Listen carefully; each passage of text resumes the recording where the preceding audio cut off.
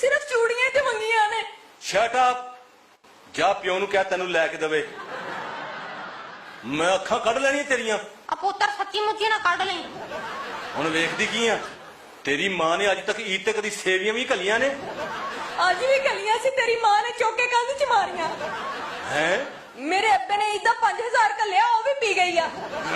एडे चावां नाल मेरा भरा ईद मिलना है, इन्ने गेट च ओदियां उंगलां दे के ओदियां भी चीकां खड़ातियां। दस हुण मेरे प्यो दा फोन आया ते कहंदी रॉन्ग नंबर आ। औंतरी खबे कुटड़ी ना होवे ते। मैं कहना अपनी जुबान नूं लगाम दे। शर्म कर, भाभी ते हथ चुकन दिया, घर च कोई डंडा नहीं हैगा। जे ओनू चूड़ियां नहीं लैके दे सकदा ते अपने वास्ते ही लै ला।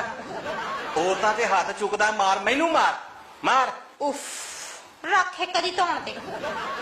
अम्मी हाँ पुत्तर, ऐसे टाइम वो सेवियां कट्ठियां करके लैके आ। मैं की कीता? सोहरिਆਂ ਦੇ माल दी इन्नी बेअदबी की तुसी?